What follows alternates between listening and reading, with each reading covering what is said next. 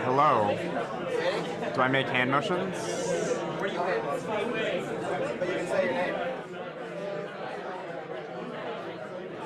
My programming hero. That's a pretty tough one. I think I've been really lucky and I've had a bunch of them. I think like Aaron Patterson is one for a lot of people. Yehuda Katz, Carl Lurch, and like Andre Erko. They've all been mentors for me as I've kind of entered the open source community. So I've been super lucky on that front.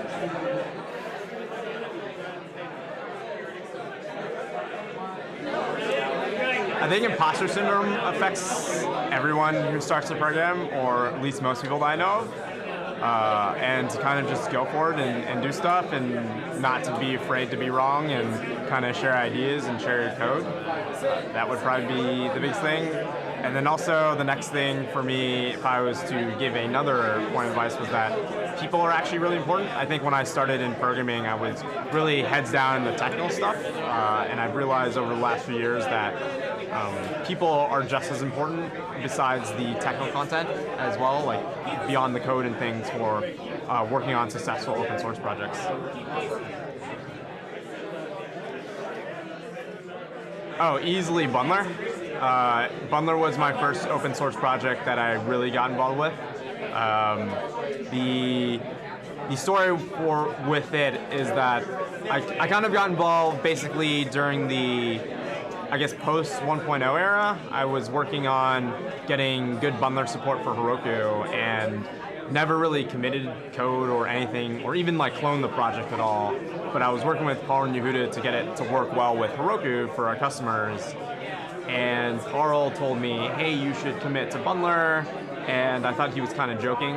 And then basically they were on their way out of Engine Yard and moving to Strove at the time.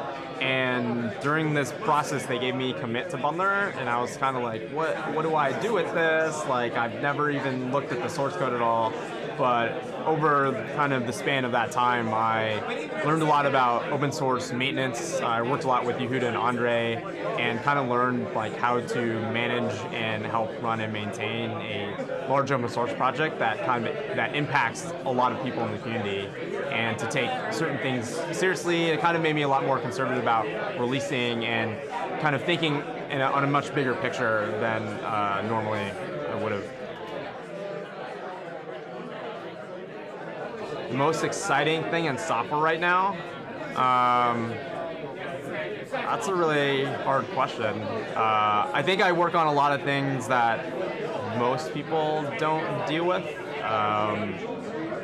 So I think for most people, it's definitely like there's a lot happening with front-end development and kind of thick clients stuff there and those things. And I think a lot of that stuff is exciting with work with Ember and kind of the frameworks there. You're starting to see a lot of maturity in the JavaScript ecosystem, where I remember 5-6 years ago when I was really getting into Rails, like that kind of ecosystem and work was really ghetto and not quite where it is today. And I think we're kind of on the brink of pioneering a lot of really important stuff there. But I don't really do any of that stuff. On the flip side, I think stuff like Docker and the containerization model is starting to gain momentum. This is something that we believed in a lot at Heroku since the beginning. Like, we've always had containerized stuff, and I think kind of working towards dev prod parity and having things where you can take things from production and develop in that same way will be a very liberating thing for a lot of people. That I'd rather be doing? Well, I found out this week that I can be an okay chauffeur, but that's probably not what I want to be doing. I'm not sure. I mean, I'm really passionate about programming and kind of that ecosystem there. I have a lot of other hobbies like cooking or photography and things like that, but I think day in, day out, like I really love what I do and kind of being involved in the communities I am involved in. There's just this kind of energy in the Ruby community that I haven't really found elsewhere in other hobbies that I've had.